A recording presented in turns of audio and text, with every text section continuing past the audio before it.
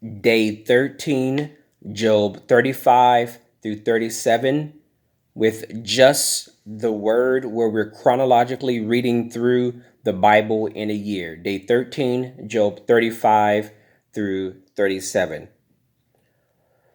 Moreover, Elihu answered and said, Do you think this is right? Do you say my righteousness is more than God's? For you say, What advantage will it be to you? What profit shall I have more than if I had sinned? I will answer you and your companions with you. Look to the heavens and see, and behold the clouds. They are higher than you. If you sin, what do you accomplish against him? Or if your transgressions are multiplied, what do you do to him? If you are righteous, what do you give him? Or what does he receive from your hand? Your wickedness affects a man such as you, and your righteousness a son of man. Because of the multitude of oppressions, they cry out. They cry out for help because of the arm of the mighty. But no one says, Where is God my Maker, who gives songs to the night, who teaches us more than the beasts of the earth, and makes us wiser than the birds of the heavens? There they cry out, but he does not answer, because of the pride of evil men. Surely God will not listen to empty talk, nor will the Almighty regard it. Although you say you do not see him, yet justice is before him, and you must wait for him. And now, because he has not punished in his anger, or taken much notice of folly, therefore Job opens his mouth in vain, and multiplies words without knowledge. Chapter 36. Elihu also proceeded and said, Bear with me a little, and I will show you that there are yet words to speak on God's behalf. I will fetch my knowledge from afar. I will ascribe righteousness to my Maker. For truly my words are not false. One who is perfect in knowledge is with you.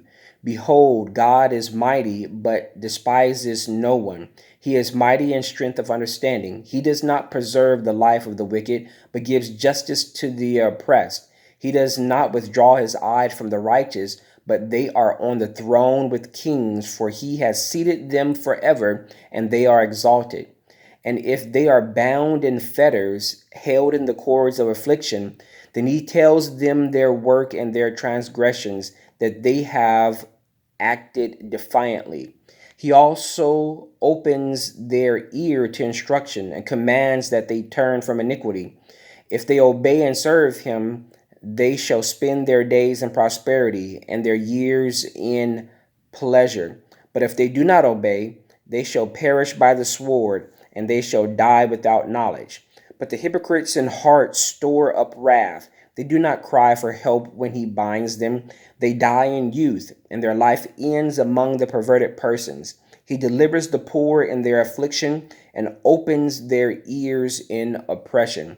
Indeed, he would have brought you out of dire distress into a broad place where there is no restraint, and what is set on your table will be filled of riches, full of riches. But you are filled with the judgment due to the wicked. Judgment and justice take hold of you, because there is wrath. Beware lest he take you away with one blow, for a large ransom would not help you avoid it. Will your riches or all the mighty forces keep you from distress? Do not desire the night when people are cut off in their place. Take heed, do not turn to iniquity, for you have chosen this rather than affliction.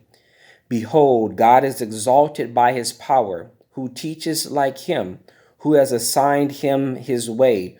Or who has said, You have done wrong? Remember to magnify his work, of which men have sung.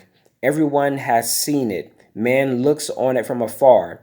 Behold, God is great, and we do not know him, nor can the number of his years be discovered. For he draws up drops of water, which distill as rain from the mist, which the clouds drop down and pour abundantly on man. Indeed, can anyone understand the spreading of clouds, the thunder from his canopy? Look, He scatters his light upon it and covers the deeps of the sea. For by these he judges the people. He gives food in abundance. He covers his hands with lighting, and commands it to strike. His thunder declares it, the cattle also concerning the rising storm. Chapter 37. At this my heart trembles and leaps from its place. Hear attentively the thunder of his voice and the rumbling that comes from his mouth.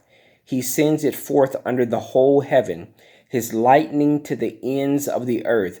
After it a voice roars. He thunders with his majestic voice, and he does not restrain them when his voice is heard.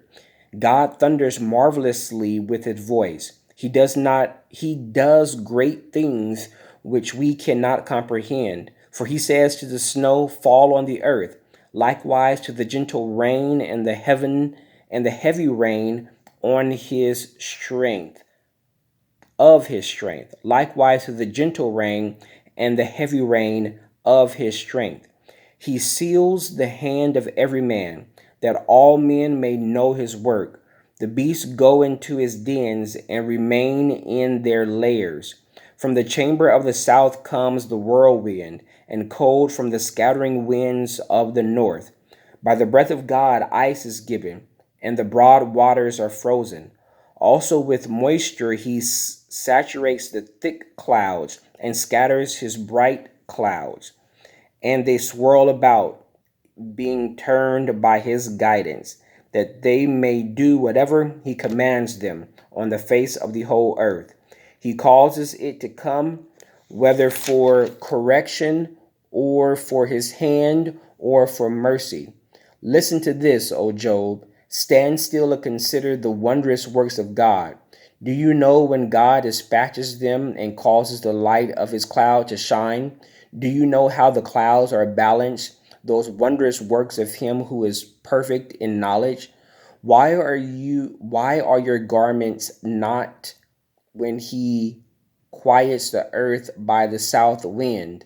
Why are your garments hot when he quiets the earth by the south wind?